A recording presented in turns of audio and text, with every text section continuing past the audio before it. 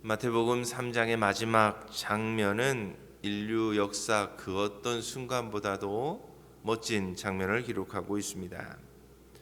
요단강 무리로 하늘이 열리고 하나님의 성령이 비둘기같이 내려오며 성부 하나님의 음성이 온 지면을 진동시킵니다.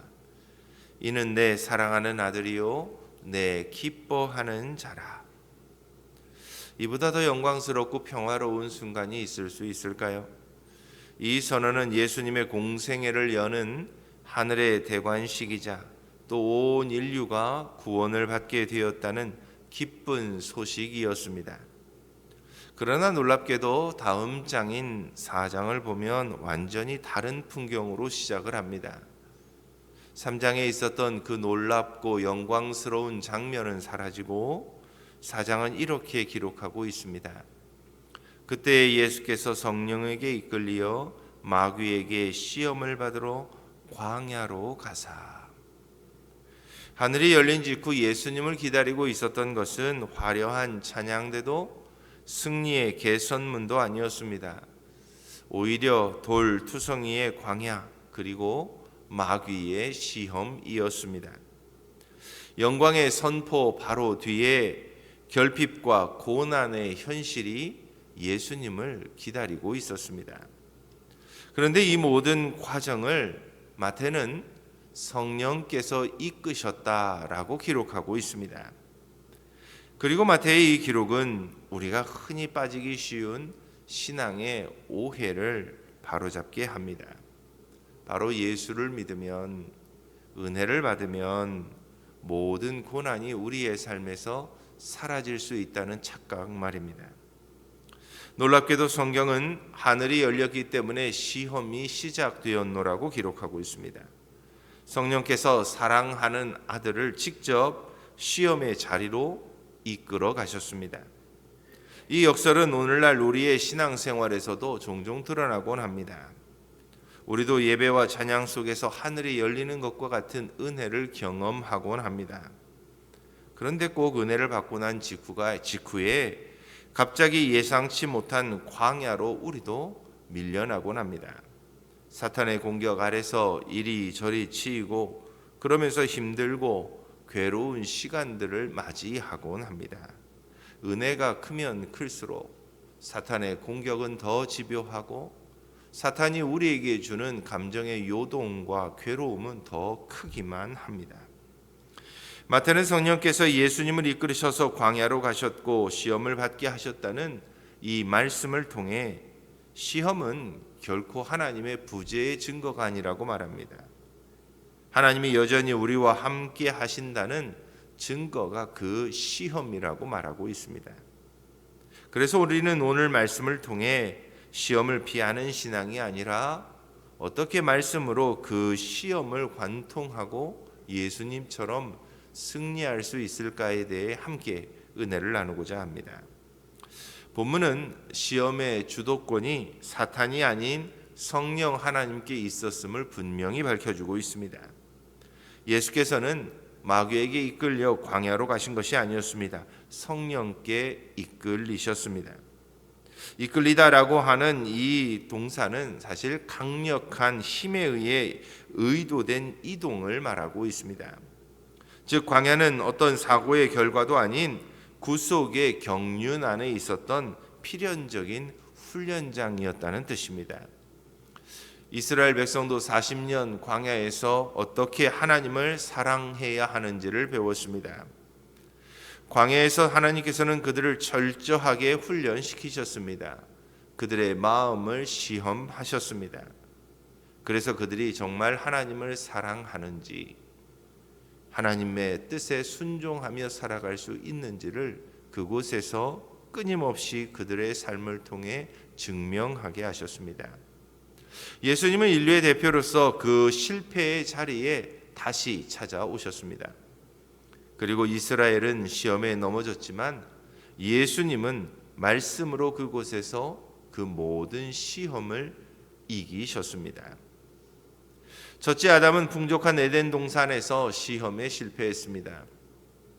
그러나 둘째 아담이신 예수님은 모든 것이 결핍된 광야에서 시험을 통과하셨습니다. 이처럼 때때로 하나님께서 우리에게 허락하시는 시험들은 우리를 넘어뜨리기 위해서가 아니라 자신이 존재하고 있음을 드러내기 위해 주어집니다. 즉 시험의 실체는 우리의 실체를 폭로하고자 하는 영적인 리트머스지와 같습니다. 우리는 이 시험들을 통해 정말 우리가 사랑하는 것이 무엇인지, 우리가 신뢰하고 있는 것이 무엇인지, 우리가 그토록 붙잡고자 하는 것이 무엇인지를 드러내 보이기 때문입니다. 그래서 예수님께 주어진 시험은 단순한 감정과 인내의 시험이 아니었습니다. 바로 정체성의 시험이었습니다. 그래서 사탄은 반복해서 예수님을 이렇게 도발합니다. 내가 만일 하나님의 아들이거든. 이 말은 단순한 의심이 아닌 공격입니다. 내가 정말 사랑받는 아들이라면 왜 이런 어려움 가운데 내가 있어야만 하느냐는 질문입니다. 하나님의 사랑을 내가 누리고 또 내가 가져야 할 상황으로 증명해내라는 유혹이었습니다. 그러나 예수님은 자신이 하나님을 사랑하고 있음을 증명하고자 하지 않으셨습니다. 그는 이미 요단 강가에서 하나님의 사랑받은 아들로 선언되었기 때문입니다. 참된 아들은 사랑을 증명하는 자가 아니라 믿음을 지켜 사랑에 응답하는 자임을 예수님께서는 알고 계셨기 때문입니다. 사탄이 예수님께 다가와 행했던 첫 번째 시험은 가장 현실적이면서도 근본적인 문제인 생존의 문제였습니다. 예수님께서는 40일간 주야로 금식하셨습니다. 아마도 극한의 배고픔을 느끼셨을 것입니다. 그때에 사탄이 찾아옵니다. 내가 만일 하나님의 아들이여든 이 돌들로 떡덩이가 되게 하라. 사흘만 굶어도 남의 집 담을 넘는다는 속담이 있습니다. 40일을 주야로 굶으셨으니 아마도 예수님의 눈에는 그 주변에 있는 모든 것들이 떡덩이로 보였는지도 모르겠습니다. 돌로 떡을 만들라는 이 시험은 우리의 필요를 이용해서 하나님을 향한 신뢰를 무너뜨리고자 하는 유혹이었습니다. 시험의 표면은 먹는 문제였지만 그 핵심은 하나님의 사랑과 신뢰를 의심하게 만드는 일이었기 때문입니다. 정말 내가 하나님의 아들이라면 왜 하나님은 너를 굶기고 계시느냐라는 것이지요. 그러니 내가 하나님의 아들이라면 내 능력을 사용해서 스스로 너의 배고픔을 해결하라는 시험이었습니다. 사탄의 전략은 늘 동일한 것 같습니다. 늘 상황을 근거로 관계를 의심하게 만듭니다. 예수님은 바로 이 시점에서 신명기 8장 3절 말씀을 인용합니다. 기록되었으되 사람이 떡으로만 살 것이 아니요 하나님의 입으로 나오는 모든 말씀으로 살 것이라. 예수님은 배고픔보다 더 근본적인 문제인 생명 유지의 근거를 제시하고 계십니다. 인간의 생명은 우리가 먹고 마시는 물질에 달려 있는 것이 아닙니다. 그 물질을 이 땅에 존재하고 명령하고 다스리고 계신 하나님의 말씀의 권위에 달려 있습니다. 그래서 요한복음 6장에서 예수님은 이 사실을 더욱더 명확하게 우리에게 이렇게 선포하십니다. 나는 생명의 떡이니 내게 오는 자는 결코 줄이지 아니하리라. 사탄은 종종 필요의 형태로 다가옵니다. 이건 정말 필요한 일이야. 하나님도 충분히 이해하실 거야. 그러나 그 필요를 해결하기 위해 하나님의 통치를 벗어나는 순간 그것은 신앙이 아닌 우리들 개개인의 욕망이 되는 것을 경험합니다. 그래서 믿음의 사람은 하나님의 공급 이전에도 여전히 하나님을 신뢰하며 약속을 붙잡는 사람입니다. 오늘도 우리의 삶의 자리에서 하나님만을 붙잡을 수 있는 저와 여러분들이 다 될 수 있기를 바랍니다. 두 번째 시험은 한층 종교적이고 더 교묘합니다. 사탄은 이번에는 예수님이 말씀을 인용하셨으니 자신도 말씀을 인용하여 예수님을 시험코자 합니다. 기록되었으되 그가 너를 위하여 사자들을 명하시리니 그들이 너를 받들어 발이 돌에 부딪히지 않게 하리라. 성전에서 한번 뛰어내려 보라는 것입니다. 이 시험은 말씀을 이용해 하나님을 조종하고자 하는 유혹이었습니다. 겉보기에 말씀을 신뢰하며 행해야 하는 행동같이 보이지만 사실은 하나님을 시험하라는 것입니다. 한번 뛰어내려 봐라. 말씀처럼 하나님이 당신을 지킨다면 하나님이실 것이고 지키지 않는다면 도대체 어떤 하나님이 네가 믿고 있는 하나님이냐라고 하는 질문입니다. 하나님을 검증하라는, 검증의 대상으로 전락시키고자 하는 교만한 요구였습니다. 이 사탄의 요구에 예수님은 즉시 신명기 6장 15절 말씀을 인용하고 있습니다. 주 너희의 하나님을 시험하지 말라. 참된 믿음은 하나님을 증명하고자 하는 시도가 아니라 하나님께 맡기고자 하는 신뢰의 태도입니다. 우리는 종종 이렇게 기도하곤 합니다. 하나님, 이 문제를 해결해 주시면 믿겠습니다. 그러나 그것은 믿음이 아니라 협상의 언어일 뿐입니다. 하나님은 우리의 요구를 증명하기 위해 존재하고 계시지 않습니다. 그분은 전능한 조력자가 아닙니다. 오히려 경배받으실 창조주 하나님이십니다. 따라서 진정한 신앙은 하나님이 어떤 방식으로 일하시든 신뢰하겠습니다 라고 하는 절대적인 신뢰와 믿음의 위탁으로 완성됩니다. 오늘날에도 이곳저곳 다른 이들의 이야기를 듣다 보면 곧 응답이 신앙의 증거처럼 여겨지곤 합니다.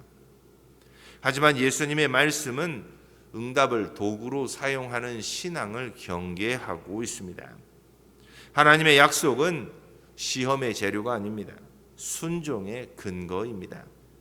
신앙은 하나님을 조종하는 기술이 아니라 전적으로 하나님을 신뢰하는, 하나님께 모든 것을 맡기고자 하는 믿음입니다. 마지막 시험은 가장 노골적이고 치명적으로 예수님께 다가옵니다. 사탄은 세상의 모든 권세와 영광을 보여주며 제안합니다. 만일 내게 엎드려 경배하면 이 모든 것을 내게 주리라. 천하 만국과 영광을 주겠다는 이 유혹은 십자가 없는 영광의 유혹입니다. 시험의 본질은 하나님의 방식을 버리고 내가 내게 주는 편안한 길을 택하라는 것이었습니다. 고난과 순종, 십자가라고 하는 거칠고 힘든 길을 포기하고 단 한 번의 머리 숙임으로 즉각적인 영광을 얻고 누리라고 하는 유혹이었습니다. 그런데 예수님은 이 유혹에 대해서도 말씀으로 이렇게 응답하십니다. 사탄아 물러가라. 기록되었으되 주 너희의 하나님께 경배하고 다만 그를 섬기라. 예수님은 신명기 6장 13절의 말씀으로 응수하시며 경배의 근원을 바르게 세우셨습니다. 누구에게 경배하느냐가 무엇을 얻느냐보다 훨씬 중요하다는 것입니다. 하나님의 나라는 힘으로 차지하는 왕국이 아니라 순종으로 세워지는 왕국이기 때문입니다. 우리는 종종 결과만 좋으면 과정은 어때도 상관없다고 생각합니다. 그러나 하나님은 결과의 성공도 중요하지만 순종의 과정이 더 중요하다고 말씀하십니다. 그래서 십자가 없는 부활은 없습니다. 고난 없는 영광도 가짜입니다. 예수님은 그 유혹을 이기셨기에 빌립보서 2장의 말씀처럼 죽기까지 복종하셨으므로 하나님이 그를 높여 이름 위에 뛰어난 이름을 주셨노라고 기록하고 있습니다. 이 세 번의 시험은 모두 어찌 보면 이 세 번째 시험은 즉각적인 성공이라는 사탄의 전략이었습니다. 그러나 믿음은 지름길을 찾는 것이 아니라 순종의 길을 끝까지 걸어가는 것입니다. 하나님 나라의 길은 언제나 십자가를 지나야만 부활에 다다를 수 있습니다. 기억하십시오. 우리의 믿음도 고난 없는 영광은 없습니다. 예수님은 이 모든 시험의 순간마다 단 한 가지 무기로 사탄에게 대응하셨음을 성경은 기록합니다. 기록되었으되. 흥미롭게도 예수님이 인용하신 세 구절은 모두 이스라엘 백성들이 광야에서 실패했던 세 가지 영역, 배고픔, 시험, 금송아지에 대한 숭배를 우리에게 보여주고 있습니다. 예수님은 말씀으로 옛 이스라엘의 모든 실패를 정복하셨습니다. 주님은 초자연적인 능력으로 사탄을 지배하셨던 것이 아닙니다. 제압하신 것도 아닙니다. 그분의 능력은 말씀에 순종하고자 했던 의지의 능력이었습니다. 그래서 시험의 현장은 새로운 말씀을 공부하는 자리가 아닙니다. 이미 우리 안에 새겨진 말씀이 검이 되어 튀어나와야 하는 자리입니다. 그래서 말씀을 평소에 지식으로 쌓는 사람은 어찌 보면 그것을 이 시험 앞에서 사용하지 못할 때가 참 많습니다. 그러나 말씀을 의식과 순종으로 새겨 놓은 사람은 어떤 시험 앞에서도 결코 흔들리지 않고 예수님처럼 승리하며 나아갈 수 있습니다. 예수님의 승리는 성령의 검, 곧 하나님의 말씀이 있었기에 가능했습니다.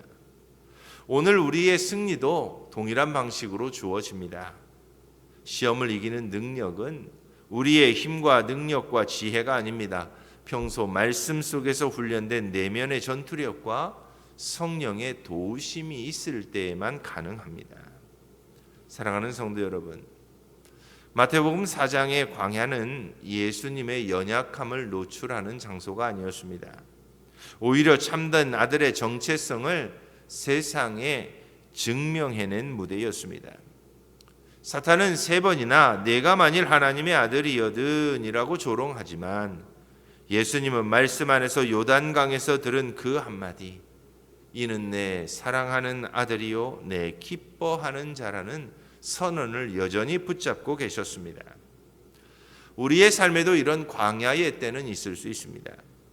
예배의 감격이 지나면 찾아오는 공허함, 기도 응답이 지연될 때의 의심, 하나님이 없어도 만족할 수 있을 것 같은 세상의 유혹들이 우리 주변에는 널려 있습니다. 그러나 기억하십시오. 광야는 하나님이 우리를 버리신 곳이 아니라 우리를 훈련시켜서 아들 되게 하시는 장소입니다. 그래서 히브리서 12장은 이렇게 기록합니다. 책망받는 자는 다 아들이니. 시험은 징벌이 아닌 훈련이고 고난은 멸망의 정조가 아니라 성숙의 예비입니다. 예수님께서 광야를 통과하신 것처럼 우리 또한 그분 안에서 승리할 수 있습니다. 그분이 기록되었으되라는 하나님의 말씀으로 승리하셨다면 우리도 하나님의 말씀을 우리의 심장에 새기고 우리의 생각에 새기고 우리의 삶에 새길 수만 있다면 우리도 얼마든지 광야를 건너갈 수 있습니다. 오늘 여러분이 맞이하고 있는 광야는 그래서 끝이 아닌 늘 하나님의 자녀로서의 출발점이기도 합니다. 말씀으로 무장한 사람만이 이 시험을 통과할 수 있고 시험을 통과하는 사람들만이 진짜 은혜의 깊이와 넓이를 경험하게 됩니다. 광야의 침묵을 두려워하지 마십시오. 하나님은 그곳에서 우리에게 가장 정확하게 말씀하실 것입니다. 오늘도 광야와 같은 우리의 삶에서 하나님의 말씀을 붙들고 승리하며 나아갈 수 있는 저와 여러분들이 다 될 수 있기를 주님의 이름으로 축원합니다. 우리 함께 기도하겠습니다. 시험을 이기신 주님, 광야의 결핍과 사탄의 간교한 속삭임에서도 말씀으로 승리하신 주님을 찬양합니다. 우리의 광야에서도 사랑의 확신을 잃지 않게 하시고 하나님을 조종하려는 오만을 버리며 고난 없는 영광이라는 유혹을 물리칠 수 있는 우리들 모두가 되게 하옵소서. 매일의 삶 속에서 기록되었으되 말씀을 훈련할 수 있게 하여 주시고 시험을 통과한 아들의 정체성으로 이 세상 가운데 당당히 서 있게 하옵소서. 오늘도 말씀 가운데 승리하며 나아갈 수 있도록 성령 하나님 우리를 붙잡아 주시고 도와 주옵소서. 살아계신 예수님의 이름으로 기도드립니다. 아멘.